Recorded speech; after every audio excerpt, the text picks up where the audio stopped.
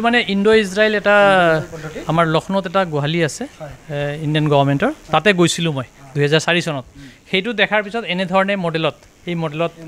বনোৱা হৈছে আগতে বেলেগ বেলেগ ডিজাইনত আছিলে তো এইটো কৰিলে সহজ হয় এজন মানুহে আমি দানাটোহে ইয়াত দি থৈ যাম বাল্টিত দাঙি ফুৰি পানী ভৰাই পেলাই কষ্ট কৰাৰ দৰকাৰ নাই মানে এইটো হেড টু হেড টাইপ কয় গৰুকেইজনীয়ে এনেকৈ সোমাই আহিব অলপ পিছত আমি দানা দিলে আপোনালোকে দেখিবই আমি ক্লিপ ল'ব পাৰিম ইয়াৰ কাৰণে ইয়াত আহি কোনোবাই থাকে শিকি আমি শিকাই আছোঁ লাষ্ট আমি 8-9 কিমান বছৰ আজি 14-15-20 বছৰৰ পৰা সেইবিলাক চলি আছে আৰু এজন মানুহে যে মই কৈছিলোঁ 50 জনী গৰু আৰামত এই ৰাখি চম্ভালিব পাৰিব এইটো চাইলেজ আৰু এইটো হ'ল মাকৈৰ যিটো অংশ এইটো অৱস্থাত যেতিয়া গছজোপা 70 পৰা 80 দিন হয় সেইটো ক্লাইমেট লৈ সেই সময়ত আমি মাকৈ গছজোপা গুৰিত কাটি বেগিং কৰোঁ নমস্কাৰ দৰ্শক মই পংকজ চনকৰ আপোনালোকে চাই আছে অংকুৰিত অসম দৰ্শকসকল বৰ্তমান আমি উপস্থিত আছোঁহি জাগিৰোডৰ বামুণ গাঁৱৰ স্থিত হিতা জখলা সম্বাদ সমিতিৰ এখন গো ফাৰ্মত আমি বৰ্তমান উপস্থিত আছোঁ আৰু আমাৰ সৈতে উপস্থিত আছে সম্বাদ সমিতিখনৰ দুজন সদস্য সঞ্জীৱ শৰ্মা ছাৰ আৰু এইফালে আছে মনজিৎ শৰ্মা ছাৰ আজি আমি আমাৰ দৰ্শকসকলক জনাবলৈ চেষ্টা কৰিম এই গোপালনে কেনেকৈ কৰিব পাৰে বা গোপালনে কেনেকৈ স্বাৱলম্বী হ'ব পাৰে ইত্যাদি সন্দৰ্ভত কিছু কথা পাতিবলৈ চেষ্টা কৰিম ছাৰ হয় পংকজ আমি যথেষ্ট পুৰণি এটা সমবায় সমিতিৰ মেম্বাৰ 1958 চনতে এই কোপাৰেটিভখন ৰেজিষ্টাৰ্ড হৈছিলে প্ৰায় 70 বছৰ হ'ব আৰু তাৰ বহুত দিন আগৰ পৰাই সম্ভৱ চলি আছিল কাৰণে ৰেজিষ্ট্ৰেশ্যন হ'ল অ'কে তো এই সমবায় সমিতিৰ আমি এজন মেম্বাৰ আমাৰ ঘৰখন এটা ফাৰ্ম তেনেকৈ ভাবক 3-400 এতিয়া মেম্বাৰ আছে তো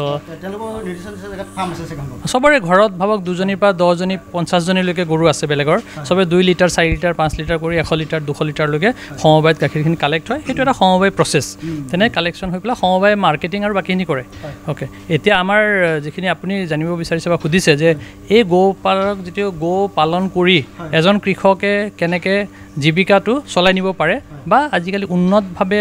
বিজ্ঞানসন্মতভাৱে কেনেকৈ দুপইচা বেছিকৈ উপাৰ্জন কৰিব পাৰে হয় তো সেই কথা যদি আমি ক'ব যাওঁ তাত বহুতকেইটা দিশ আছে তাৰে মই কেইটামান ক'ব বিচাৰিম প্ৰথম হ'ল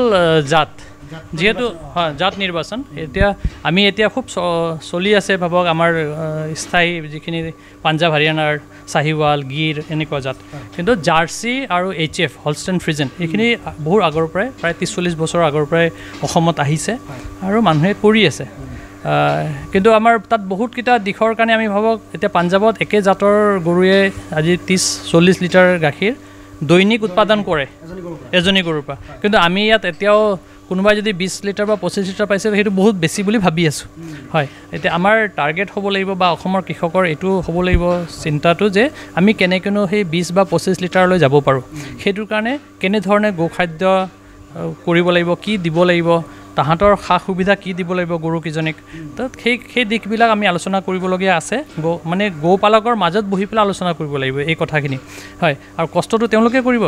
বিভাগে বহুত কষ্ট কৰি আছে কোপাৰেটিভে কৰি আছে চবে নিজৰ নিজৰ ঠাইত কিন্তু ক'ৰবাত কিবা এটা কেনা আছে বা কিবা এটা গেপ থাকি যোৱাৰ কাৰণে আমি ভাবক 20-22 লিটাৰ ওপৰলৈ যাব পৰা নাই আমাৰ ফাৰ্মৰ কথা এইকাৰণে নকওঁ ভাবক আমি 24 আৱাৰ ইয়াত লাগি নাথাকোঁ আমি চবে বেলেগ বেলেগ কামত থাকোঁ এইটো বেলেগ অন্য মানুহ দি চলাই থকা ফাৰ্ম কিন্তু ভাবক যেতিয়া আমি কোনোবা এজন গোপালকৰ কথা কওঁ যদি আমি তেনেকৈ কৰিব পাৰোঁ তেতিয়াহ'লে নিশ্চয় আমি সুফল পাওঁ যদি আমি এজনী গৰুৰ গড়ে ভাবক 15 লিটাৰো গাখীৰ পাওঁ তেতিয়া 10জনী গৰু পুহিলে 150 লিটাৰ পাব আৰু আমাৰ গাখীৰৰ হিচাপত কওঁতে অলপ খেলি মেলি কথা আছে মানুহে সেই 15 লিটাৰটো গোটেই বছৰ পায় বুলি ভাবে আৰম্ভণিত বেছি পায় পিছত গৈ সি নাপায় তো গড়ে মই কথাটো কৈছোঁ এভাৰেজ যদি 15 লিটাৰ এতিয়া অসমৰ গৰুৰ এই হাইব্ৰিড বা ব্ৰিডৰ গৰুৰ 6-7 লিটাৰতকৈ ওপৰত এভাৰেজ নাপায় মানে এভাৰেজটো যদি আমি বঢ়াই 2 লিটাৰ বা 3 লিটাৰ বেছি কৰোঁ সেইটো আমাৰ প্ৰফিট তো সেইটো কেনেকৈ কৰিব পাৰি 1 নম্বৰ কথা নাই তো মই কৈ যাওঁ 2 নম্বৰটো হ'ল চাওক ব্ৰিডৰ কথা ক'লোঁ যিহেতু জাৰ্চি বা HF গাখীৰৰ প্ৰডাকশ্যনত খুব ভাল কিন্তু তাহাঁত HF হলষ্টেইন ফ্ৰিজেন যিখিনি আমি কলা বগা বা অষ্ট্ৰেলিয়ান কাউ বুলিও কয় বহুতে অষ্ট্ৰেলিয়ান গৰু বুলি কৈ দিয়ে তো সেই দুবিধ জাত আৰু আমাৰ এতিয়া গিৰ আছে চাহিৱাল আছে সিন্ধি আছে বাকী আমাৰ লোকেল থলুৱা গৰু যিখিনি লোকেল গৰু ভাবক তাতে আমি এই লক্ষ্মী বুলি নামাকৰণ কৰা হৈছে ভাবক 4-5 লিটাৰ ধুনীয়াকৈ এৰাল দি পেলাই পুহিব পাৰি হয় আমাৰ ইয়াত HF আছে হলষ্টেইন ফ্ৰিজেন আৰু জাৰ্চি 2 এজনী আছে আৰু ক'ৰবাত 2 এজনী আমি এবাৰ গিৰৰ বেজি দিছোঁ আগতে গিৰ ৰাখিছিলোঁ কিন্তু আকৌ 2-এজনীৰ কাৰণে আমি হেৰি কৰিম এইবিলাকক আমি যিবিলাক গৰুৰ গাই দেখি আছোঁ এইকেইজনীৰ পৰা দৈনিক কিমান লিটাৰমান গাখীৰ আছে সেইটোৱে ক'লোঁ বাবাক জগাৰ সেই 3 মাহ টাইমটো আমি যদি পিক বুলি ভাবোঁ গৰু গাখীৰৰ মেক্সিমাম 20-22ৰ ওপৰত আমি যোৱা নাই আমি 18-19-20 লিটাৰ পাওঁ পিছলৈ কমি যায় সেইকাৰণে গড়ে আমি 11-12 লিটাৰে কওঁ তো সেইটোৰ পৰা যদি মই 15 লিটাৰলৈ যাব পাৰি সেই ধৰণে চেষ্টা কৰি আছোঁ ছাৰ এতিয়া এজনী গৰু যদি 15 লিটাৰ গাখীৰ দিবলৈ হয় ঘাঁহৰ যোগান কেনেকৈ ধৰিবলৈ আমাক কৃষকসকলে সেইটোতো বাবাক যেনেকৈ দিনত 15 লিটাৰ গাখীৰ দিয়া গৰুৰ কাৰণে 6-7 কেজি কনচেনট্ৰেট ফিড বুলি কয় মানে খাদ্যটো পুষ্টিকৰ খাদ্য এনে আমি খাদ্যহে দি আছোঁ অসমত দেই তো পুষ্টিকৰত কিমান প্ৰটিন থাকিব লাগিব কিমান ফেটছ থাকিব লাগিব সেই গোটেইখিনি মিলাই পেলাই যিটো খাদ্য হ'ব সেইটো পুষ্টিকৰ খাদ্য সেই খাদ্যটো তাইৰ গাখীৰৰ অনুযায়ী যদি 10 লিটাৰ দিয়ে 4 লিটাৰ হ'ব 6 লিটাৰ মানে 20 লিটাৰ দিয়ে তেনেকৈ 6-7-8-10 লিটাৰ 10 কেজিলৈকে দানাটো দিব লাগিব তাৰ ওপৰঞ্চি আপুনি সেউজীয়া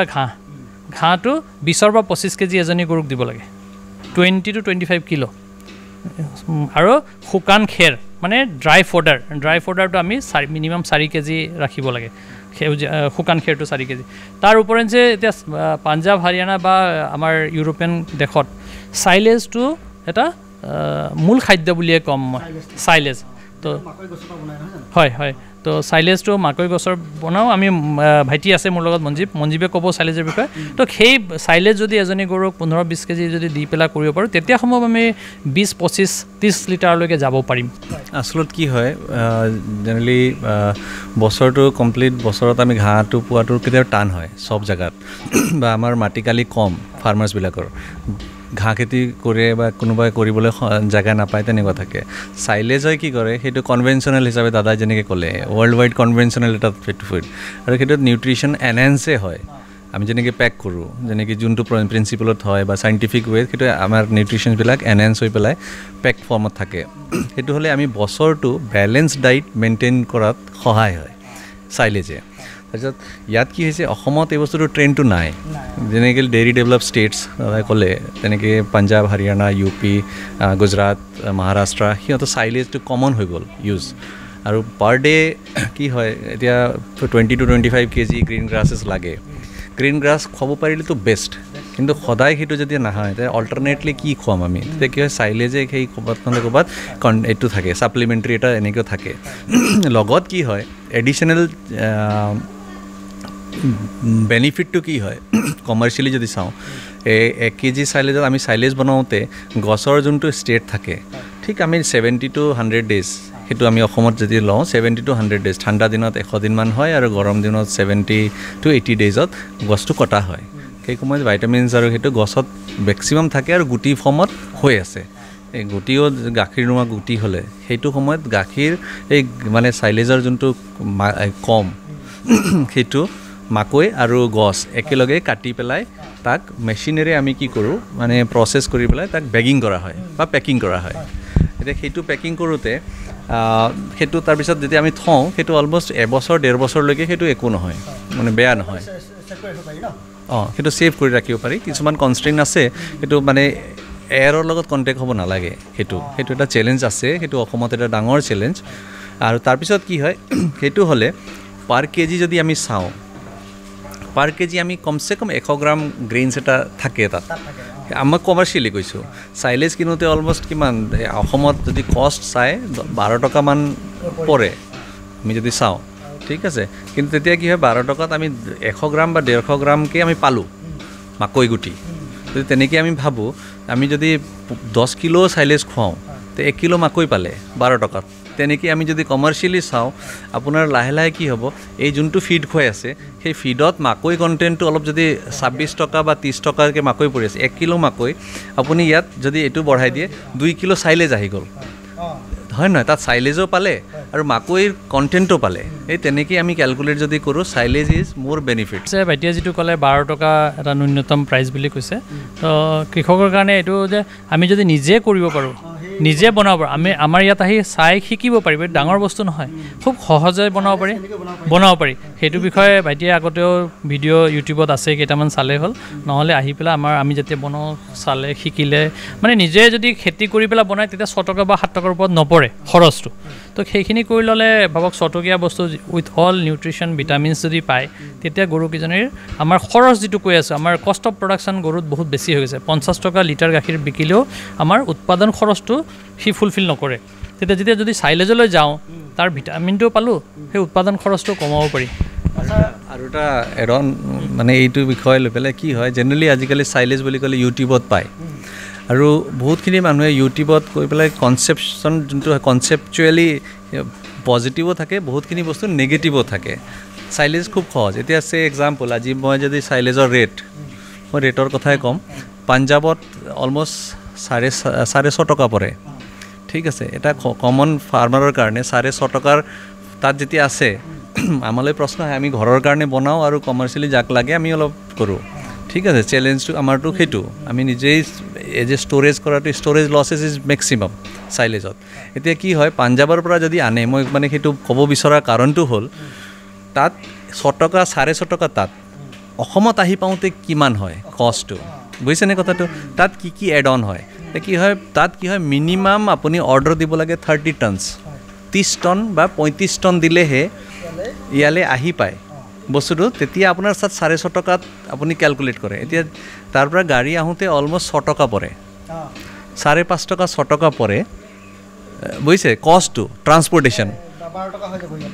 আহিলে 11.5 টকা 12 টকা পায়গৈ গুৱাহাটী ধৰক এক্সাম্পল ঠিক আছে তাৰ পৰা 6.5 টকা আৰু 5 টকা 5.5 টকাও যদি পৰে এইটো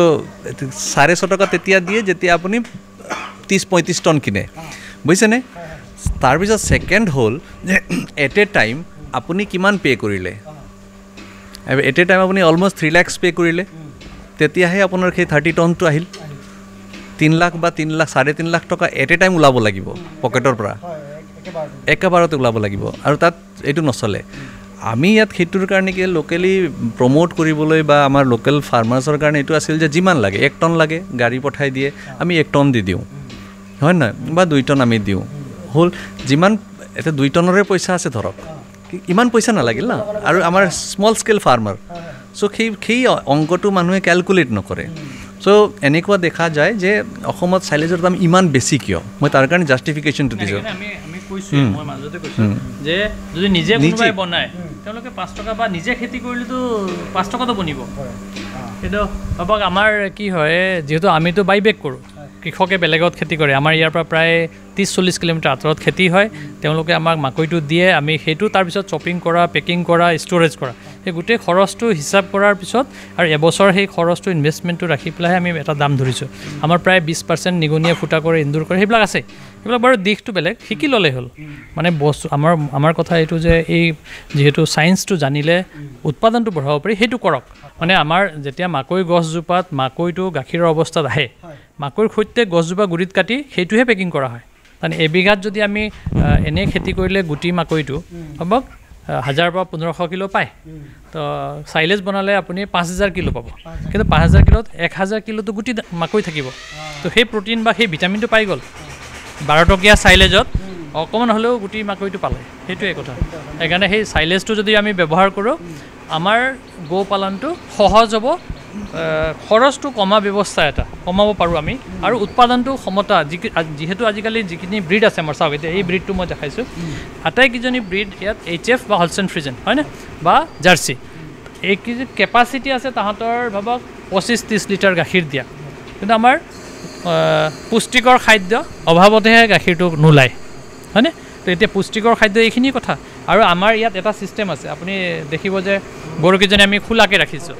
দেখোঁ মানে গৰুবিলাক বান্ধি ৰাখে খুটাটোতে গৰুজনী লৰচৰ হ'ব নোৱাৰে বেছি দূৰলৈ কিন্তু আপোনালোকে দেখিছোঁ মানে গৰু ঘূৰি ফুৰিছে এই ব্যৱস্থাটো কি মানে চাওক জন্মৰ পৰা বান্ধি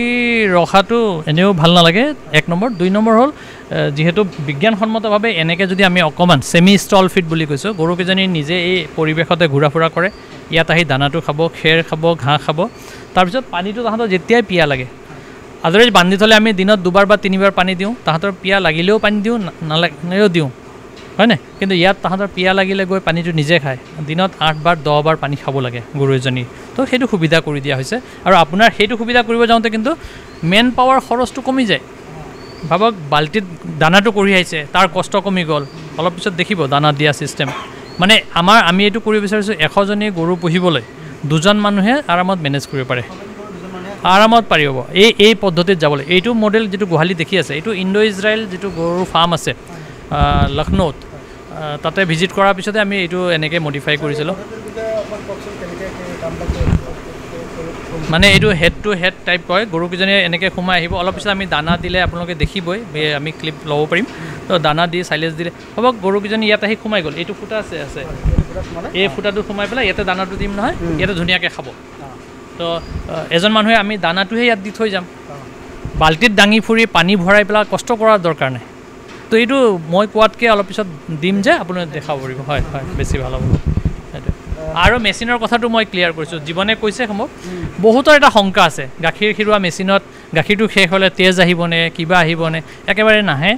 আপোনালোকে মেচিনটো যদি 4-5জনী বা 10জনী গৰু আছে মেচিন এটা ব্যৱহাৰ কৰিব পাৰে খালি ধোৱা মেলা চাফাকৈ যদি ৰাখে একেবাৰে অসুবিধা নাই কেৱল আপোনাৰ কাৰেণ্ট নোহোৱা সময়ত আইদাৰ নিজে খিৰাব লাগিব নহ'লে জেনেৰেটাৰ এটা সৰুকৈ লাগিব সেই কাৰেণ্ট নথকা সময়ত সেইখন নিজে কৰিব লাগিব সেই কামটো হাতে কামে কৰিব লাগিব এটা কথা এড অন কৰিম যে মেচিন লওঁতে অলপমান আপুনি চাব লাগে ব্ৰাণ্ড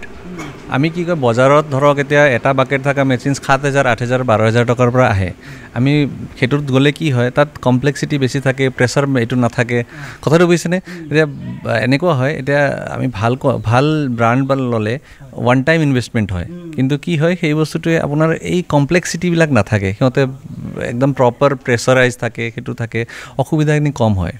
অলপ প্ৰিকশ্যন তাৰ কাৰণে আমি ৰিপিটেডলি বা দাদাই কৈ আছে সেইটো যে আমাৰ ইয়াত যদি আহে কোনোবা টাইম ৱেষ্ট কৰিবলৈ নহয় দেই শিকাৰ কথা মই কৈছোঁ আমাৰ ইমান এতিয়া সময় নাই এনাৰ্জি নাই হয় নহয় ছেকেণ্ড কথা হ'ল ইভেন ফৰ চাইলেজ দাদাই যেনেকৈ ক'লে বেষ্ট হয় নিজেই বনোৱাটো সেইটো হ'লে নিজে শিকাৰ কাৰণে ইয়াত আহি কোনোবাই থাকে আমি শিকাই আছোঁ লাষ্ট আমি 8-9 কিমান বছৰ আজি 14-15-20 বছৰৰ পৰা সেইবিলাক চলি আছে ট্ৰায়েল কৰি আছে এইটো আমি ট্ৰায়েল বেছত ইয়ালৈকে আহোঁতে আজি আপুনি দেখিছে ইয়াত এটা সময়ত ইয়াত এইটো